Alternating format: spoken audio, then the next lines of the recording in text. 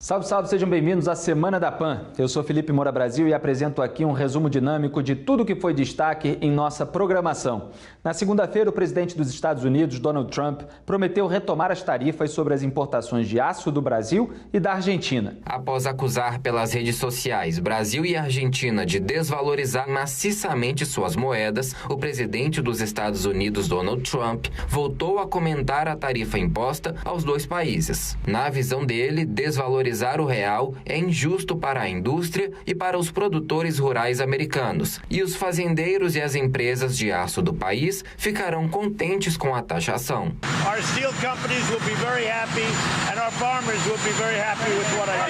Em nota, o Instituto Aço Brasil classificou a atitude de Trump como uma retaliação e disse que o câmbio no país é livre, não havendo por parte do governo qualquer iniciativa no sentido de desvalorizar artificialmente o real. Também, segundo a entidade, a decisão prejudica a própria indústria produtora de aço americana, que necessita dos semi-acabados exportados pelo Brasil para poder operar as suas usinas. Ao lado de Augusto Nunes e José Maria Trindade, analisei em Os Pingos nos Is a relação comercial entre Brasil e Estados Unidos. A gente analisou essa decisão do Trump aqui ontem no programa, apontamos fizemos várias constatações, apontamos várias hipóteses e eu cheguei a falar que caberia ao governo também avaliar a sua aproximação com a China, se isso não gerou irritação nos Estados Unidos. E eu sei que houve sim um desgaste por parte do Brasil lá com os Estados Unidos, em razão dessa aproximação com a China, e um desgaste que veio ou foi agravado principalmente no momento em que o chinês, que tem um nome muito difícil aqui de pronunciar, que é o Qiu Dongjiu, eu não sei como é que se fala, pois é, foi eleito diretor-geral da Agência da ONU para Agricultura e Alimentação, aquela que na sigla em inglês é chamada de FAO.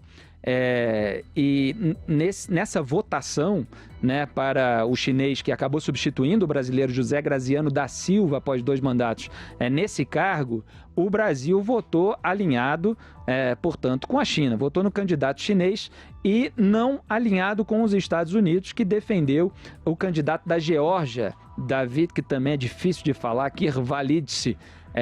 Os diplomatas americanos diziam no começo que ele teria 60 votos pelo menos e tal, e acabou com 12 votos, houve possivelmente um problema de articulação lá entre os americanos, mas os americanos esperavam que os brasileiros votassem junto com os Estados Unidos para esse cargo importante lá na agência da Organização das Nações Unidas. E isso gerou uma irritação. O novo diretor-geral obteve 108 votos, uma candidata francesa, Catherine Geslan Lanel, obteve 71, e o terceiro candidato, que era apoiado pelos Estados Unidos, o georgiano David Kirvalidze, teve apenas 12 votos. Então, essa aproximação, as viagens também das comitivas brasileiras à China pode ter gerado aí um desgaste nessa relação. Há uma guerra comercial entre os Estados Unidos e a China, e há também uma preocupação eleitoral do Donald Trump, que não pode ser desconsiderada em toda essa equação, que ainda não está clara, deixo aqui claro desde o começo,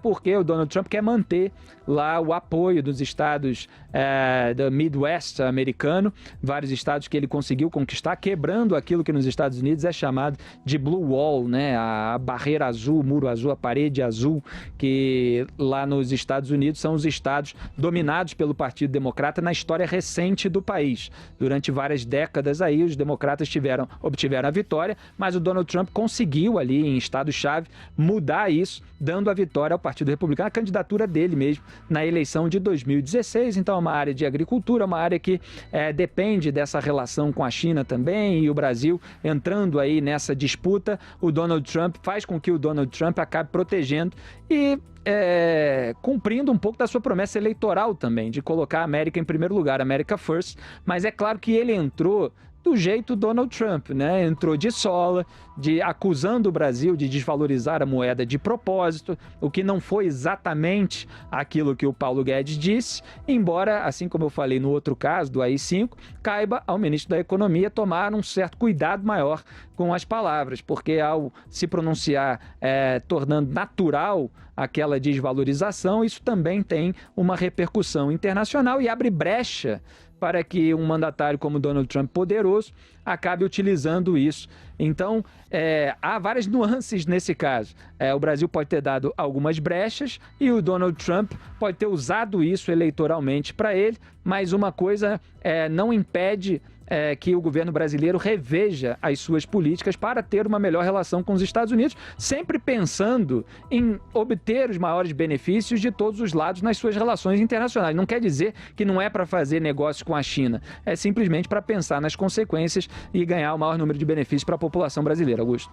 Olha, eu acredito que todos esses fatores aí tenham pesado nessa decisão, mas depois que, ao ver que essas restrições aí do Donald foram estendidas à França, eu me convenci de que o principal motivo é realmente o eleitoral, né? Ele está atendendo a anseios de regiões aí que são redutos do próprio Trump, foram redutos eleitorais deles, se tornaram redutos eleitorais dele na eleição passada e ele quer manter esse apoio na reeleição. Acho até, e o Rodrigo Constantino fez um bom comentário... Isso aí sem dúvida, né? Isso aí é um ponto sem dúvida. Não, o Rodrigo Constantino fez uma boa observação, assim, que ele está até preocupado demais com a reeleição, porque não vai ser tão difícil, não, a reeleição do Trump, pelas trapalhadas que vêm sendo feitas pelos democratas. Sem dúvida.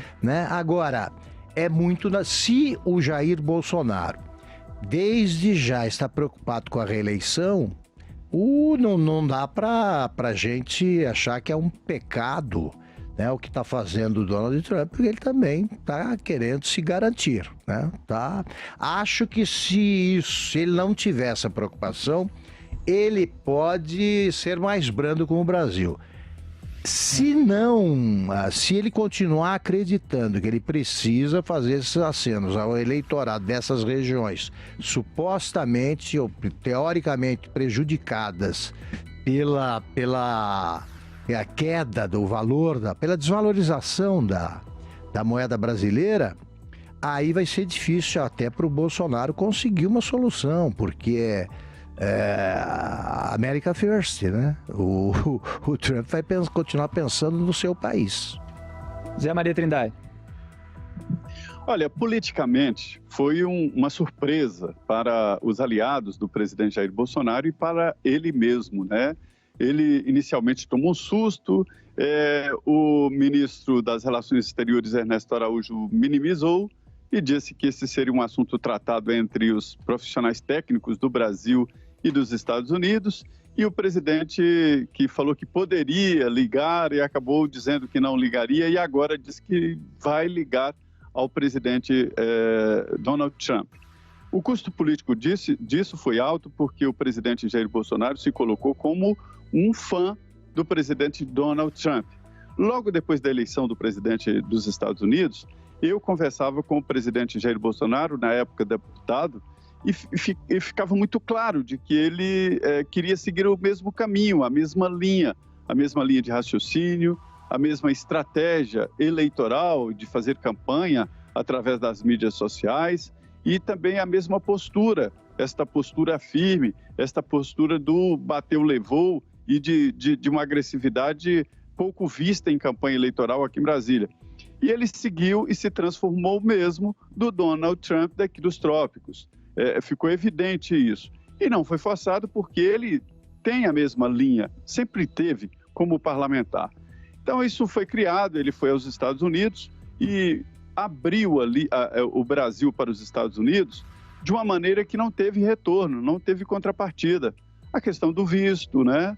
Não houve a reciprocidade que a lei o Estatuto do Estrangeiro exige, ou seja, o Brasil só faz alguma concessão quando o país concedido faz a mesma concessão. Os Estados Unidos não abriram a possibilidade do brasileiro entrar sem vistos nos Estados Unidos. Da mesma forma, o contrato do uso de Alcântara, da base de Alcântara, foi muito favorável aos Estados Unidos e o Brasil acabou nessa relação que foi vendida como boa, não levando nenhuma vantagem na situação. Exato. Agora, esse episódio específico, me parece, Felipe, de um rompante do presidente Donald Trump, de uma maneira desconexa com a realidade.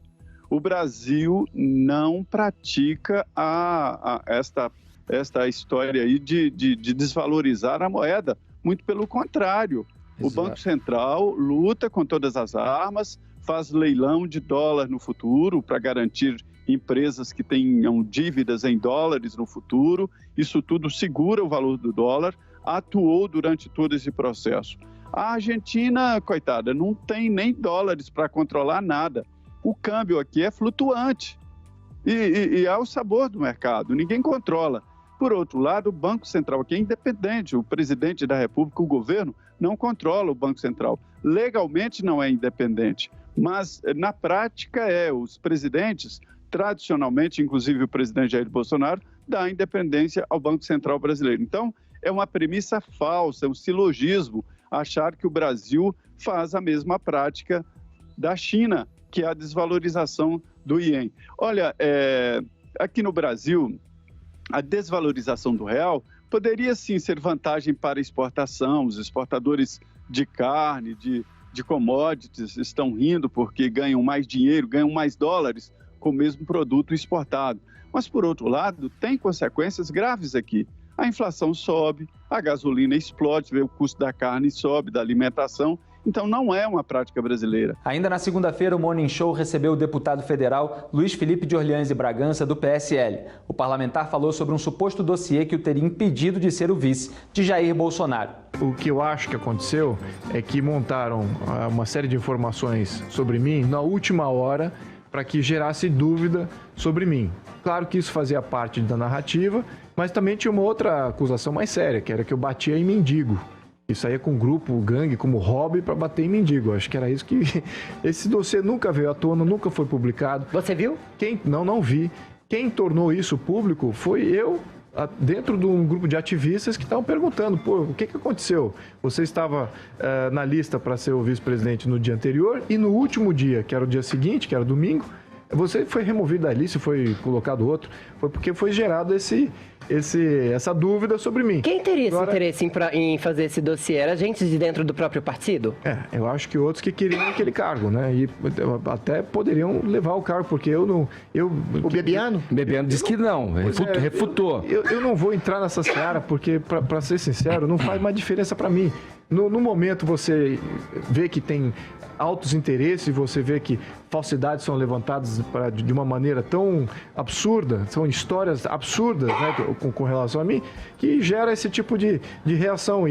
Mas aí você aprende um pouco do que é a política. Então, no segundo momento, eu já fiquei, isso faz parte de entrar na política hoje em dia, e é exatamente por isso que pessoas de bem não querem entrar na política, porque quanto mais alto você galga cargos, esse tipo de coisa vem à tona e você não tem como se defender. E no programa Pânico, o deputado federal Julian Lemos, do PSL, falou sobre o seu desgaste com membros do governo. Após o primeiro turno, eu já senti que o clima não ficou muito legal, né? Por quê? Porque quando na realidade era para puxar a carroça, como a gente diz lá no Nordeste, puxar a carroça é a parte difícil. Cavar os alicerces, enfim. Eu viajava, se o presidente fez, eu estou dando um exemplo, se ele fez 20 viagens, eu fiz 17 com ele, por exemplo. Eu não fiz aqui para São Paulo, pronto, mas todo o estado, Roraima.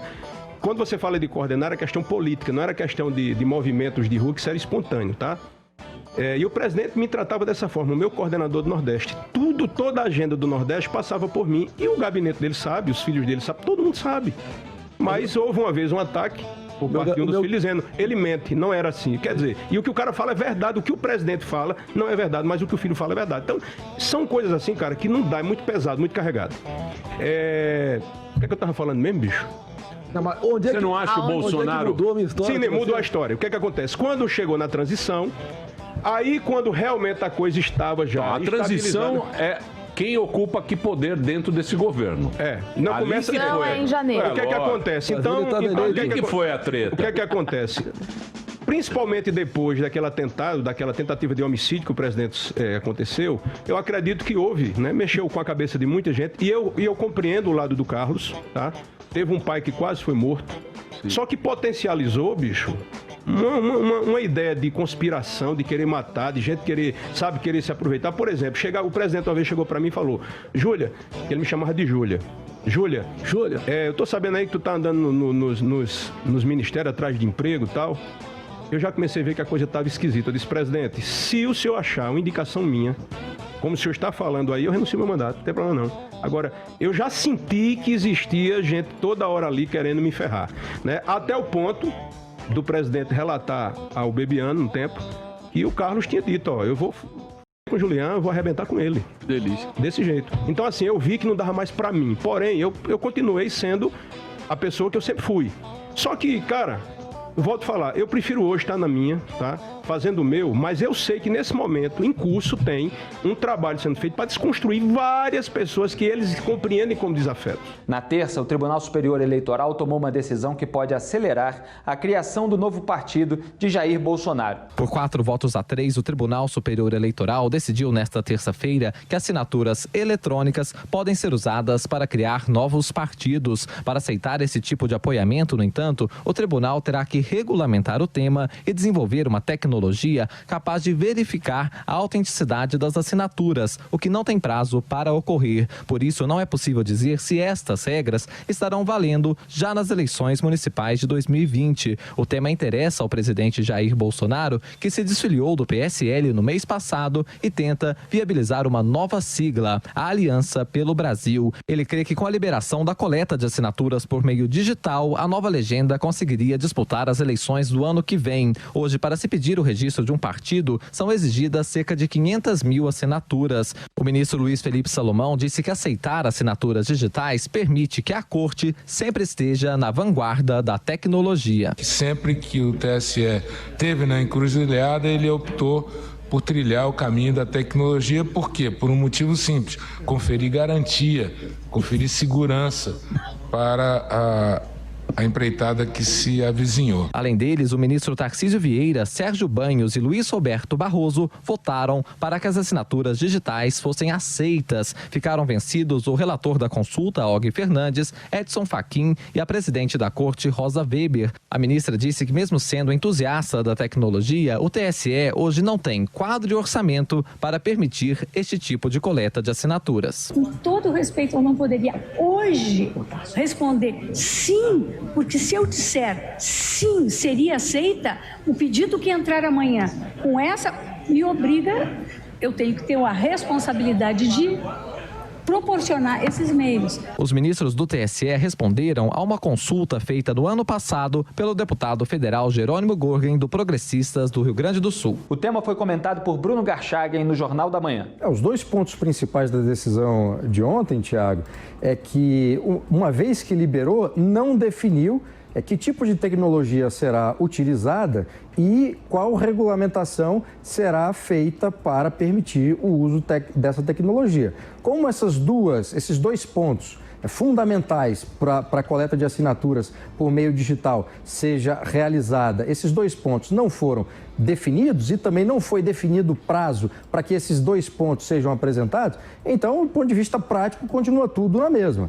O que se espera é que o TSE defina pelo menos um prazo para que esses dois elementos estejam disponíveis, a regulamentação e o tipo de tecnologia, para só a partir daí o partido do presidente, o novo partido do presidente Jair Bolsonaro, Aliança pelo Brasil, e qualquer outro que queira coletar assinaturas por meio digital, possa ter alguma expectativa em relação à disputa na eleição do ano que vem. Por enquanto, não tem nada, não tem nenhuma expectativa, não tem nenhuma possibilidade. Na quarta-feira, a Câmara dos Deputados aprovou uma versão desidratada do pacote anticrime do ministro Sérgio Moro. A Câmara dos Deputados aprovou nesta quarta-feira o pacote anticrime. Foram 408 votos a favor e 9 contra. O texto inclui sugestões do ministro da Justiça, Sérgio Moro, e do ministro do Supremo Tribunal Federal, Alexandre de Moraes. Entre outros pontos, o projeto prevê o aumento do tempo máximo de cumprimento de pena de 30 para 40 anos e a permanência de presos perigosos em cadeias federais de 1 para 3 anos. Determina também a criação de bancos de dados de munição e informações pessoais, como impressões digitais, íris, face e voz. A proposta triplica a pena para crimes contra a honra cometidos pela internet e muda as regras para acordos de delação premiada. O relator do texto no plenário, o deputado Lafayette de Andrada, comemorou o endurecimento das penas para crimes hediondos. Susana Richthofen, que assassinou a própria mãe, ter direito à saidinha do Dia das Mães. isso foi aniquilado nesse projeto. O deputado Glauber Braga, por outro lado, classificou alguns pontos do pacote como restrição ao direito de defesa. Não é possível que num país como o Brasil, que você não tenha um plano sério de redução de homicídios para as comunidades principalmente consideradas, entre aspas, mais vulneráveis. A aprovação só foi possível após as alterações feitas pelo grupo de trabalho da Câmara. Ficaram de fora do texto final pontos considerados polêmicos, como o excludente de ilicitude, a possibilidade de prisão em segunda instância, as regras que previam audiência por videoconferência e o plea bargain, uma espécie de acordo para acusados que confessam o crime. Esses temas eram defendidos pelo ministro Sérgio Moro.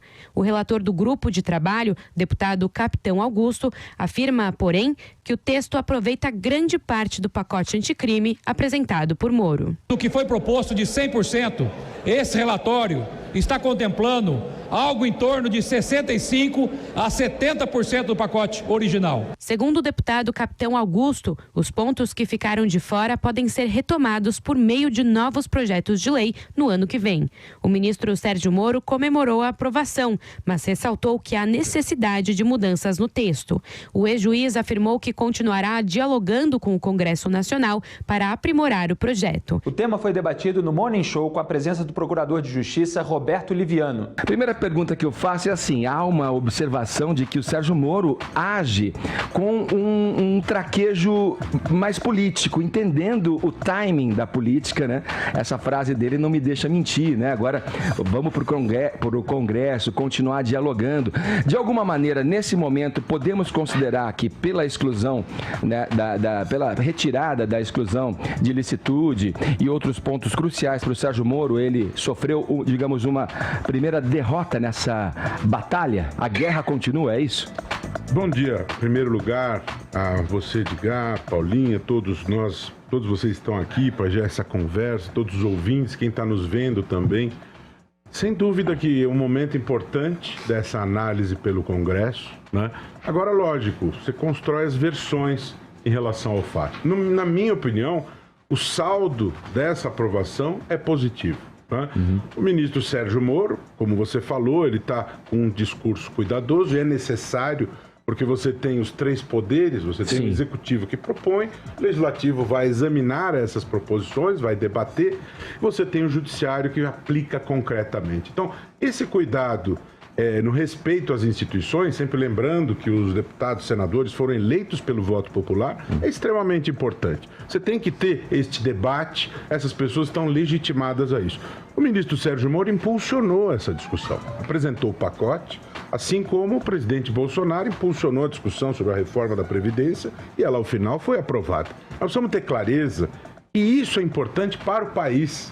Se é exatamente aquilo que propôs o ministro Sérgio Moro, se é aquilo que propôs o ministro Alexandre de Moraes enquanto ministro da Justiça, que foi naquela ocasião que ele apresentou a proposição, se são esses ajustes que vêm do Congresso, pouco importa. O que importa é que nós tenhamos um aprimoramento das regras para que o crime não compense. Nós não podemos ter uma lógica perversa que o crime ele fica impune, né? E é a sensação que todos nós tivemos quando o Supremo deliberou por 6-5 que não se prende após condenação em segundo grau. Essa sensação é que não se quer, né? Então, esse pacote ele contém uma série de regras importantes. Lógico que você tem um ponto ou outro que foi retirado, mas eu acredito muito, Edgar, e nós precisamos, na vida, sempre procurar enxergar a parte cheia do copo. Qual é a parte cheia do copo? Coisas importantes foram aprovadas. Sim. Regras que punem com rigor o crime organizado, o crime violento, foram aprovadas. Você destacou algumas e há outras. Restrições à liberdade provisória. Sim. Tá certo? Aumento da pena. Aumento da pena máxima, né? Quando você tem armas proibidas em várias situações. A progressão penal, que antes era uma coisa meio que automática, tem lá um sexto da pena. Não. Agora você tem gradações. Perfeito. E você pode ter até 70% de pena necessária para subir um degrau. Né? Então, essa proporcionalidade instituída em uma série de situações é importante. A gente vai poder detalhar, entender melhor a tua posição. A princípio, Adriles, você concorda com o Roberto Liviano nesse primeiro... Concordo, relativizando um pouco. Realmente, para uma projeção futura em que esses temas poderão voltar, como exclusão de licitude, legítima defesa, a questão e outras questões. Mas ontem foi uma derrota provisória para o pacote anticrime, mas eu acho que é uma derrota provisória para um país como um todo. Eu acho que o Congresso tem que parar de agir como menina mimada, que precisa ser suas vontades feitas e construídas ao reboque de qualquer tipo de negociação. Eu acho que a gente tem um sistema de peso e contraposto na justiça, na democracia, mas a gente tem que perceber que onde o Sérgio Moro tem colocado a mão, efetivamente o crime tem caído exponencialmente. Eu dou alguns exemplos. Isolamento de líderes do PCC, que eventualmente fez com que caísse o crime, foi uma das causas que caísse 22% do crime, dos homicídios no país. O projeto Em Frente do Brasil, do mesmo Sérgio Moro, que foi aplicado em 5 capitais e que fez uma redução drástica de 44% dos homicídios. Ou seja, alguns temas caros ao pacote anticrime foram derrubados, como excludente de licitude e prisão em segunda instância. Esse pode ser revisto, e parece que, ao que tudo indica, será revisto semana que vem pela Simone Tebet. E eu acho que é um importante também, que eu acharia fundamental para a evolução do combate ao crime no Brasil, que é o plea bargain, que daria a possibilidade de acusados confessarem crimes em troca de uma pena menor. Aquela coisa que corrobora exatamente com a delação premiada. Eu acho que existe, não só da parte do Congresso, como da parte do Judiciário, uma reação a esse combate efetivo que tem sido feito contra a corrupção pelo Sérgio Moro e pela Lava Jato especificamente. O Gilmar ontem, é bom salientar, falou em soltar, que a população carcerária é cheia. Não é verdade, a gente sabe exatamente que a maioria dos presos cumpre 1/6 da pena, que a população é flutuante. A gente sabe, por exemplo, em relação à segunda instância, que o encarceramento diminuiu 10%, diminuiu inclusive em prisões provisórias, que os criminosos têm medo exatamente da punição rigorosa e que os juízes foram mais parcimoniosos em relação à condenação da segunda instância. Entendeu? Eu acho que a gente tem que ponderar sim, que olhar para o lado cheio do copo, a gente tem que perceber que há um movimento insistente em relação à leniência com o crime. Parece que é uma coisa institucional, que é um movimento contra exatamente esse combate efetivo ao crime que nunca se viu na história do país. Fala, Paulinha. Queria Coisas falar ruins, um pouquinho me refiro. aqui de um tweet que tem um monte de gente replicando hoje, que é do Paulo Pimenta, deputado PT, dizendo, derrotamos o pacote anticrime de Sérgio Moro e dos milicianos de Bolsonaro. Espalhe porque essa Globo não vai dar. E aí ele dá ali... Não, isso não procede. Isso não procede. Muitos pontos importantes que foram propostos por Sérgio Moro estão aprovados e essa é uma guerra de informação para verificar qual a versão que prevalece. Se você pega o texto, os pontos aprovados, existem uma série de avanços. Tem essa questão que ele destacou, mimado, tem que ser do meu jeito, etc e tal, mas as regras apresentadas aqui, elas são muito positivas e a grande maioria dos pontos que estavam no pacote do Sérgio Moro estão seguindo. Lógico que tem pontos, essa questão da excludente. Não podemos nos esquecer que acabamos de ter os 9 de Paraisópolis. Exatamente. Né? Acabou de acontecer esse episódio aí e as pessoas não podem ficar indiferentes. Esse é um assunto que precisa ser estudado de maneira mais cuidadosa para não se instituir licença para matar. Você não acha que retirar o Esse é um excludentes de ponto licitude... crucial, né? Você não acha que retirar o excludentes de licitude nesse ponto em que a discussão não está madura, não é a melhor decisão para esse país, especialmente vendo exemplos como o de Paraisópolis? Eu já vi vários professores da FGV, por exemplo, dizendo que excludentes de licitude é uma permissão para cometer crimes e não ser punido. E de fato é um entendimento de muita gente, porque a gente vive num país que não é leniente com crime só com políticos. Muita gente não consegue entender as circunstâncias em que um crime se dá, e mesmo que às vezes em legítima defesa, ou às vezes sob pressão de forte emoção, essas pessoas precisam responder pelas ações que tomam. Então, o Brasil não precisa se aprofundar mais nessa discussão antes de tomar uma decisão tão importante quanto essa? Eu não tenho a menor dúvida. Eu sou favorável a esse aprofundamento. Eu fui promotor do júri durante vários anos e eu penso que do jeito como as coisas estão hoje no Código Penal, de uma maneira geral, elas enfrentam bem essa questão. E nós não podemos nos esquecer uma coisa que é muito importante. Quem é que decide a respeito do mérito desses casos? São pessoas leigas do povo. Exato. É um júri popular. Então você precisa ter muito cuidado quando você elabora novas regras que podem criar situações que podem ser interpretadas como autorização para matar, para que nós não tenhamos isso. Nós não queremos isso. Nós queremos que haja punições efetivas para quem comete crime? Sim. Nós queremos que haja proteção para quem age para proteger a sociedade? Não há dúvida disso. Mas, infelizmente, existem pessoas que cometem abusos. Roberto. E nós não podemos criar janelas de oportunidade para que os abusos aconteçam e se estabeleçam. Sejam normalizados. Exatamente. Não Roberto, podemos ter isso. Mas ainda sobre essa questão da exclusão de licitude, você falou que pessoas leigas, pessoas do povo que analisam esses casos. O mérito, né? Pois é, mas essas pessoas leigas criam exatamente, elas têm esse pacote de demonização da força policial como um todo, que é vendida. Por exemplo, a gente acabei de falar aqui da redução de 44%. Existe uma política de segurança pública e que ela lança a mão da força policial e que ela é muito efetiva a despeito dessas exceções. Numa situação de tiroteio, de confronto com o sujeito que está ameaçando uma pessoa, por exemplo, o excludente de licitude e legítima defesa não é só para policial no pacote, é inclusive para pessoas comuns, como o cunhado da Ana Hickman, que atirou para defendê-la e matou o rapaz que estava sequestrando e sofreu um processo. Então, você estabelecer que os meios necessários e suficientes não é uma coisa muito vaga numa situação de confronto ou de tensão nervosa, em que a pessoa está com a testosterona em níveis máximos e que ela não tem muito de consciência. Tudo bem, o policial tem que ter um treinamento mais específico para isso. Mas esse mesmo policial, quando atira no joelho de uma pessoa, no meio de um tiroteio, atira e mata, ele responde a um processo, ele paga por esse processo. Inclusive, esse pacote do Bolsonaro novo, parece que tem uma proposta para enviar para a AGU, para o que o policial, no legítimo exercício do seu dever, quando ele está correto, não tenha que, às vezes, se ver arruinado economicamente por defender exatamente a sua farda, defender a sua profissão. Como é que você poderia encaminhar essa questão? Sim, é boa essa questão. E quero colocar uma questão que a gente não falou até agora.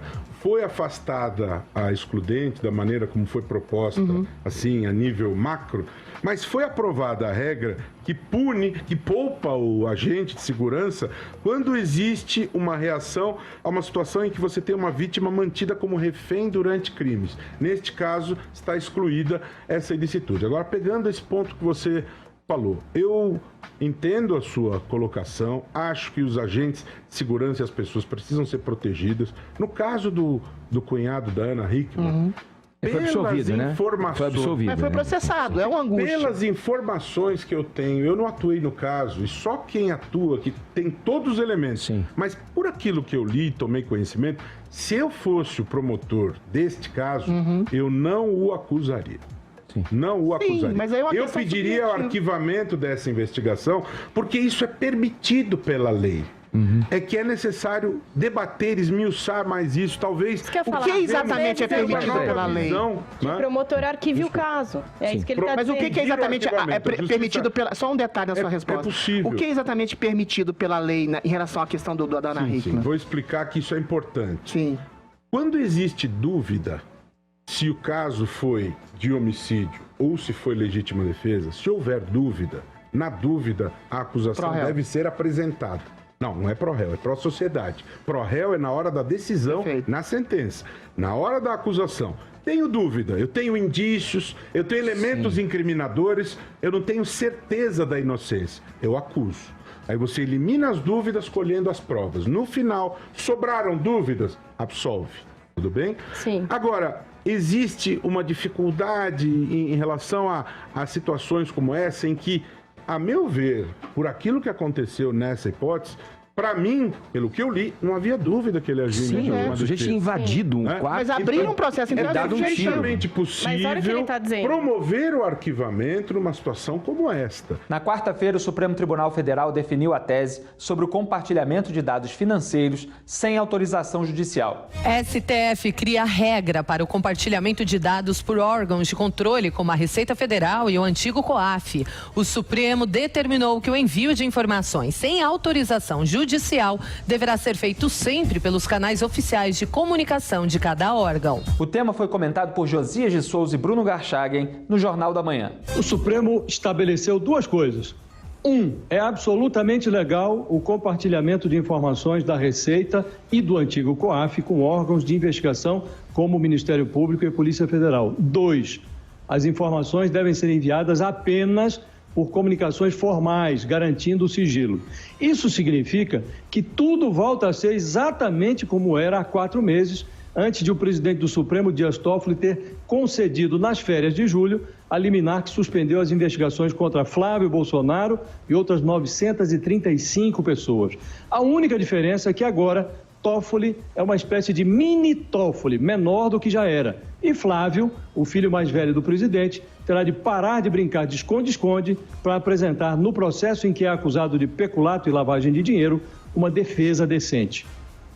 Bom, o Supremo Tribunal Federal determinou não só a possibilidade, né, agora ratificada pela decisão do Supremo, dessa troca de informações entre órgãos que levantam essa informação e órgãos que depois vão tratar essa informação e eventualmente fazer investigação e punir os responsáveis por usar o sistema financeiro para cometer crimes, como também o Supremo tomou essa decisão no sentido de esclarecer de que forma que essa relação entre os dois órgãos passa a ser feita a partir de agora. Um ponto importante dessa determinação do Supremo é que agora quem fizer essa troca, os agentes envolvidos nessa troca de informação terão que acessar o sistema. Portanto, as digitais dessa troca de informação estará clara no sistema. Então, se alguém fizer alguma coisa errada, ali as digitais estarão plenamente estabelecidas ali para, eventualmente, a punição de abuso de autoridade ou de uso incorreto dessas informações que foram trocadas. Na quarta-feira, uma comissão do Congresso aprovou a ampliação do fundo eleitoral destinado às campanhas de 2020. A decisão dos parlamentares e o voto alegadamente equivocado do senador Flávio Bolsonaro foram debatidos em Os Pingos nos Is. A Comissão Mista de Orçamento aprovou nesta quarta-feira o relatório do deputado Domingos Neto, do PSD do Ceará, que eleva para 3 bilhões e 800 milhões de reais o valor do Fundo Público Eleitoral responsável por cobrir os gastos das candidaturas nas eleições municipais. O governo previa 2 bilhões de reais. O aumento sugerido pelo relator foi um pedido de 13 partidos, número sintomático, e são eles: PT, PSDB, MDB, PSL, PSD, Solidariedade, DEM, Republicanos, PSB, PDT, PTB, PP e PL. Nas últimas semanas, os presidentes dos 13 partidos se reuniram mais uma vez na casa do presidente do PSD, Gilberto Kassab, para afinar estratégia com as bancadas na Câmara e no Senado para aumentar o financiamento eleitoral. O aumento no valor do fundo eleitoral para 3 bilhões e 800 milhões de reais vai turbinar o caixa dos partidos na disputa do próximo ano, em especial do PT e do PSL. As siglas que polarizaram a discussão política na última eleição terão quase 20% deste montante, o equivalente a 730 milhões de reais para distribuir aos seus candidatos a prefeito e vereador, o que lhes assegura ampla vantagem com relação às outras legendas. Essa será a primeira eleição municipal abastecida majoritariamente com recursos públicos. As contribuições de pessoas físicas são permitidas, mas limitadas a 10% da renda do doador no ano anterior, tornando assim improvável que outros partidos tenham tanto dinheiro quanto o PT e o PSL para impulsionar seus candidatos. Ainda na quarta-feira, o senador Flávio Bolsonaro admitiu que não prestou atenção na votação em que Câmara e Senado apreciaram os vetos à mini-reforma eleitoral e garantiram o direito de os próprios parlamentares aumentarem o fundo eleitoral para 2020. Acabei dando um voto para derrubar esse veto, quando, na verdade, o voto deveria ter sido para manter o veto, afirmou o senador. O veto a que ele se refere foi um dos 7 estipulados pelo pai, o presidente Jair Bolsonaro, que impedia um aumento no valor destinado às campanhas para prefeito e vereador em 2020. Quer dizer, está dizendo ali que se enganou, Augusto Nunes. Foi sem querer querendo? Será mesmo que dá para acreditar nisso? A gente, no dia que saiu aquela votação, chamou atenção. Chamei aqui, anunciando a pauta para o voto do Flávio Bolsonaro, que dava margem para que o fundão eleitoral aumentasse, como de fato aconteceu. E ainda lembrei os votos do Flávio Bolsonaro no caso da lei de abuso de autoridade, votando contra também os vetos impostos pelo seu pai, Jair Bolsonaro. Então vai lá, veta, outro vai lá e tira o veto, né? É claro que isso gera uma desconfiança e aqueles comentários que a gente deu estão disponíveis no vídeo O Verdadeiro Flávio Bolsonaro, lá no nosso canal de YouTube, jp.com.br/pingadas. José Maria Trindade, boa noite, as suas considerações iniciais. Salve, muito boa noite a todos. Olha, nós falamos aqui, Augusto e Felipe, deste acordo antes mesmo do veto do presidente Jair Bolsonaro. Ele estava ali analisando se vetaria ou não. Houve uma pressão popular muito forte e aí o presidente Jair Bolsonaro então decidiu vetar pontos da lei eleitoral, inclusive esta do fundão. Mas já lá naquela oportunidade eu disse que o presidente se comprometeu a vetar e pronto, derrubar o veto seria uma posição do Congresso Nacional. Este foi o acordo do presidente Jair Bolsonaro com líderes e aí ele vetou.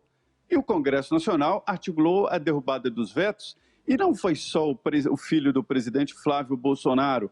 Há uma indicação de que a bancada bolsonarista votou com a queda deste veto e eu explico por quê. O ano que vem, ano eleitoral, o fundo eleitoral será de 3 bilhões e 800 milhões de reais e isso será definido através do orçamento da União. O veto deixa para o orçamento definir. Felipe Augusto, este é apenas o primeiro passo. O alvo mesmo é a eleição de 2022, a reeleição dos próprios deputados, senadores, governadores e presidente da República. Se o fundão agora foi de 4 bilhões, né, será de 4 bilhões, como tudo indica, 3 bilhões e 800 milhões, 2022 tem que ser pelo menos de 6 bilhões. Esta é a estratégia. Se o fundão ficar menor agora, é evidente que ficará menor ou do mesmo tamanho para a eleição dos senhores e deputados e senhores senadores. Veja que deputado não dá o tal ponto sem nó, não. Olha só, é uma decisão indecente, né? E apoiada por uma frente suprapartidária. Quer dizer, seria melhor ficar em silêncio, no caso do senador e dos que apoiam o presidente Bolsonaro. É melhor ficar em silêncio do que dizer que ficou distraído na votação de um projeto tão importante e se confundiu na hora. É difícil engolir uma dessas aí, porque quem cometeu um erro semelhante ficou famoso, que foi o Antônio Candir, que foi na reforma da Previdência, né, Zé? Que ele foi por um voto e ele votou errado. E não foi aprovado por um voto. E se isso acontecesse por um voto, teria coragem o senador Flávio de dizer que se confundiu? É forte, essa é difícil. Enganozinho de 3 bilhões e 800 milhões de reais no bolso dos pagadores de impostos. Nada demais, 3 bilhões e 800 milhões de reais para um país que precise, e isso vai acontecer de novo no ano que vem, contingenciar, ou seja, segurar verbas destinadas à saúde, à educação e tal, não faz sentido. E eu repito de novo o seguinte, olha, uma das poucas coisas que eu conheço bem é a eleição municipal. Eu cresci no meio de eleições municipais, elas são baratas, Nas capitais, elas custam mais e tal, mas na imensa maioria dos municípios brasileiros, acabaram os comícios. Você tem o horário ali para falar, são feitas agora pequenas reuniões, showmícios, aqueles com cantores sertanejos ou mulheres seminuas ali para atrair multidões, isso aí acabou completamente. Então, não faz o menor sentido você fazer isso, até porque frequentemente um prefeito que apoia o Bolsonaro, por exemplo, ele disputa por outro partido ele é filiado dos partidos, não tem importância em eleições nos municípios. E quando a gente fala, não, mas tem município que é importante. Repito, a imensa maioria dos municípios brasileiros dispensa gastos desse tipo. Então é um absurdo o que eles aprovaram e desta vez dessa frente suprapartidária, o que mostra que quando é para se entender sobre assuntos abjetos, mais úteis, né, para eles sabem conversar direito e eles se unem rapidamente. Exatamente, pessoal aí da direita unido com o pessoal da esquerda, unido com o pessoal do centrão, aqueles que se dizem conservadores, estão aí, é o conservadorismo do dinheiro alheio, do dinheiro público. Andrezão, solta aí o vídeo do Flávio Bolsonaro. Mas, de qualquer forma, acho importante deixar aqui esse esclarecimento a todos vocês, que é sobre um voto meu no veto ao fundo eleitoral, o chamado fundão. Eu quero explicar para vocês o contexto que isso aconteceu, porque eu sou contra, sim, o fundo eleitoral. Acabou que, no momento da votação aqui em plenário, vou mostrar para vocês como é que se procede a votação aqui na sessão conjunta do Congresso, da Câmara e do Senado. Acabei dando um voto para derrubar esse veto, quando, na verdade, meu voto deveria ter sido para manter o veto sobre o fundão. Então, como é que funciona? Chega na hora no plenário, você pega uma relação, uma colinha de votos que é dado uma folha de papel pela liderança do governo. Foi me falado que havia um acordo ali para aprovar alguns vetos, para derrubar outros vetos. Eu peguei essa folha e não chequei exatamente esse ponto principal. É um detalhe, mas que não é um detalhe pequeno, é um detalhe grande. Então, para esclarecer que foi um equívoco da minha parte, não vou botar a culpa na assessoria, eu não prestei atenção nesse voto. Vou mostrar para vocês como é que é essa folha. Olha aqui, ó. Só para vocês terem uma ideia, cada letrinha dessa aqui é um voto sobre algum veto, algum projeto, né? E aqui, ó, só nesse dia, nessa folha, foram 259 votos numa folha só. E eu me equivoquei, sim, nesse voto específico em relação ao fundo eleitoral. Então, eu vim aqui para trazer esclarecimentos. Foi uma falha minha, uma desatenção minha. Aí, se equivocou nesse voto específico que resulta aí nesse gasto de 3 bilhões e 800 milhões de reais. Se equivocou entre aspas, porque é isso que é a alegação do senador Flávio Bolsonaro. Diga, Zé Maria Trindade.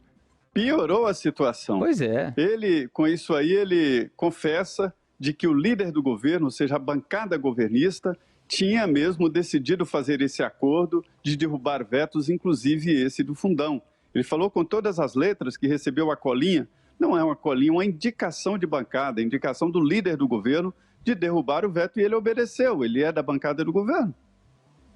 Pois é, então aqui a gente fala de todos, é o pessoal da esquerda, é o pessoal do centrão e é o pessoal dessa direita aí, né? PT, repito, PSDB, MDB, PSL, PSD, Solidariedade, DEM, Republicanos, PSB, PDT, PTB, PP e PL. 13 partidos unidos por esse fundão eleitoral aí aumentado, turbinado de 3 bilhões e 800 milhões de reais. Por que eu falo de conservador? Porque o pessoal posa de conservador, mas acaba exercendo na prática aquilo que é contrário à tradição do conservadorismo, que é uma tradição de contenção dos gastos públicos. Diga aí, Augusto. Não, é o seguinte, aí esse pessoal da esquerda, eles tentam, né, fazer passeatas cada vez menores aí. Quando há algum contingenciamento de verba. Corte eles chamam, né? O ministro da Educação diz que não vai poder gastar, vai ter de congelar 20% do orçamento do ano, aí eles fazem passeatas. Agora, quando votam isso aqui, ninguém fica bravo com os seus deputados, PT, PSOL, todos eles aí entram nessa. E aí o entendimento deles é comovente, né, com os partidos de direita. Aí todos se unem em torno de uma aprovação, da aprovação de uma medida cafajeste. Só essa é a palavra para definir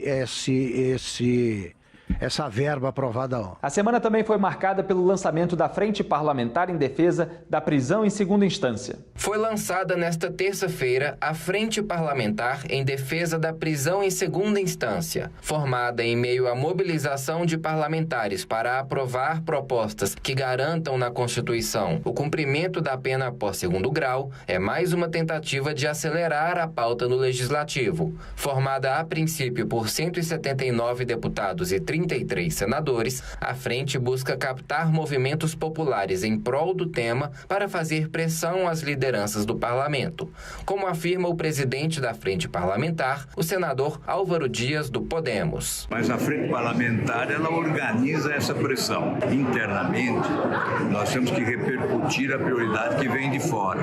Então, trazer de fora a aspiração da população para dentro do Congresso. Essa é a missão desta Frente Parlamentar. A discussão sobre a prisão após condenação em segunda instância avançou no Congresso. As duas casas do Congresso Nacional avançaram nesta quarta-feira no debate em relação à prisão após a condenação em segunda instância. Na Câmara foi instalada a comissão especial que vai discutir a PEC sobre o tema. No Senado, a presidente da Comissão de Constituição e Justiça marcou para a próxima terça a análise do projeto de lei que altera o Código de Processo Penal e possibilita o início do cumprimento da pena após a condenação ser confirmada por um tribunal colegiado. De acordo com a senadora Simone Tebet, a votação foi pautada porque a Câmara não apresentou o cronograma de tramitação da PEC, que era a condição imposta pelos senadores para desistir do projeto de lei. Nem o presidente daquela casa poderá dizer para nós que o nosso projeto pode ser eivado de vício e, portanto, judicializado,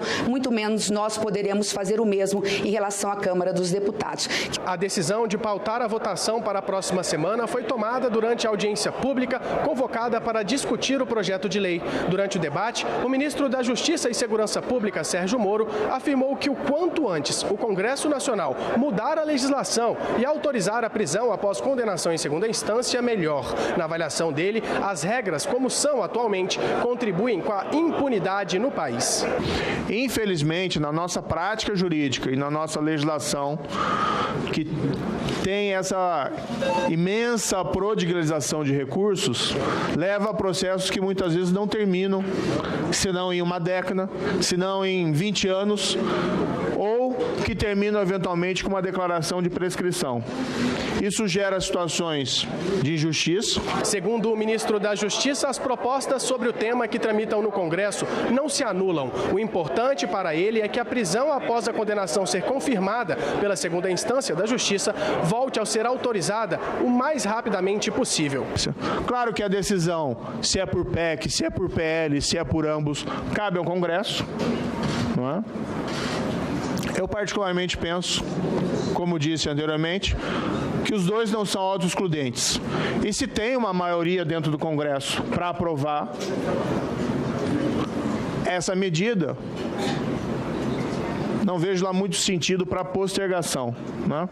Na perspectiva da Justiça e Segurança Pública, quanto antes melhor. Também convidado a participar da audiência pública, o ministro do Superior Tribunal de Justiça, Herman Benjamin, lembrou que, independentemente do entendimento sobre o tema, condenados em segunda instância permanecem inelegíveis. Porque a população imagina que o sistema que temos agora, após a decisão do Supremo Tribunal Federal, é que quem não foi condenado em segunda instância e não foi recolhido à prisão pode concorrer às eleições, mas não pode por conta da lei da ficha limpa. No Jornal da Manhã, o presidente da Comissão Especial da Câmara, que analisa a prisão após condenação em segunda instância, deputado Marcelo Ramos, do PL, falou sobre a tramitação da PEC e criticou a proposta do Senado. Deputado, qual que é a função desse colegiado? É saber se pode haver realmente uma PEC para mudar esse entendimento, ou isso o Congresso já entendeu que pode e, claro, na sequência haverá discussão para depois, na sequência, ir para a discussão em uma outra comissão ou até mesmo no plenário? Todas as propostas de emenda constitucional, como essas PECs, elas passam inicialmente pela Comissão de Constituição e Justiça, que avalia a constitucionalidade, e a única hipótese de uma PEC ser inconstitucional se ela contrariar uma das cláusulas pétreas da Constituição. A Comissão de Constituição e Justiça já decidiu que essa PEC não contraria nenhuma cláusula pétrea e, obrigatoriamente, ela é encaminhada para uma comissão especial que analisa o mérito. Na verdade, o que a comissão especial analisa não é mais a constitucionalidade do projeto, e sim o mérito dele, se é conveniente ou não a aprovação do texto contido na PEC 199. Deputado, nessa matéria de prisão em segunda instância, parece haver uma montanha dividindo a Câmara e o Senado. Os senadores cavam de um lado da montanha, com um projeto que muda o Código Penal, e os deputados cavam do outro lado, com uma proposta de emenda constitucional. Esses dois grupos vão se encontrar no meio do caminho, fazendo um túnel só, ou farão dois túneis, trafegando um na contramão do outro? Olha, eu acredito que vai chegar uma hora em que vai prevalecer o bom senso e a necessidade de oferecer uma solução estruturante que gere segurança jurídica para o país. Eu entendo que o Senado queira dar uma resposta célere. Agora, mais do que uma resposta célere, nós precisamos dar uma resposta que gere estabilidade para o nosso sistema jurídico. Nós estamos falando de uma norma que mudou em 2016 e voltou a mudar em 2019. Nas duas votações no Supremo Tribunal Federal, por 6-5, por maioria muito apertada. Portanto, isso demonstra que há uma instabilidade muito grande nesse tema. E você não vai resolver estabilidade fazendo uma gambiarra legislativa, que é o que propõe o projeto de lei que tramita no Senado, que é simplesmente criar uma nova modalidade de execução provisória da pena, da prisão, e mais do que isso, criar uma hipótese de execução provisória da prisão, dizendo que se houver plausibilidade do recurso e se ele não for protelatório, que não pode prender. Ora, não vai prender ninguém. Todos os recursos extraordinários e especiais que forem admitidos não permitirão a prisão, porque se eles foram admitidos é porque eles são plausíveis e não protelatórios. Então, acho que vai chegar um momento em que vai prevalecer o bom senso, e eu não tenho dúvida de que o bom senso está numa solução constitucional, estruturante, que dê segurança jurídica e que não corra o risco de ser modificada quando nós dobrarmos a próxima esquina. O assunto foi comentado por Bruno Garchagen no Jornal da Manhã. Essa é uma discussão importante. O Congresso, quer dizer, parte do Congresso está se movimentando no sentido de fazer avançar. Felizmente, aquela tentativa de acordão para que a proposta da Câmara avançasse e a do Senado fosse engavetada, essa tentativa não prosperou. O ideal é mesmo que as duas propostas na Câmara e no Senado, uma que altera o Código de Processo Penal e outra que altera a Constituição, essas duas propostas caminhem juntas para deixar claro, deixar de forma estabelecida cristalinamente que é possível sim a execução da pena após a condenação em segunda instância. Agora, uma discussão que a gente tem que começar a ter de forma urgente e pressionar também o Congresso, além dessa votação na segunda instância, né, da possibilidade de execução da pena, é começar a pressionar para a mudança do regimento interno que permite aos presidentes da Câmara e do Senado engavetar o que quiserem. Portanto, se o Congresso o Congresso decidir ter um movimento no sentido de, por exemplo, aprovar a condenação, a possibilidade de execução da pena após condenação em segunda instância, e os presidentes da Câmara e do Senado não quiserem, essa proposta não avança. Então, hoje nós temos uma regra que está nos regimentos internos das duas casas que impede que algumas pautas defendidas pela sociedade e também por deputados e senadores não avancem por graça e obra dos presidentes das duas casas. Isso precisa mudar. Você acompanhou aqui a Semana da PAN com um resumo de tudo que foi destaque em nossa programação. Para mais informações, acesse jp.com.br. Um grande abraço e até semana que vem.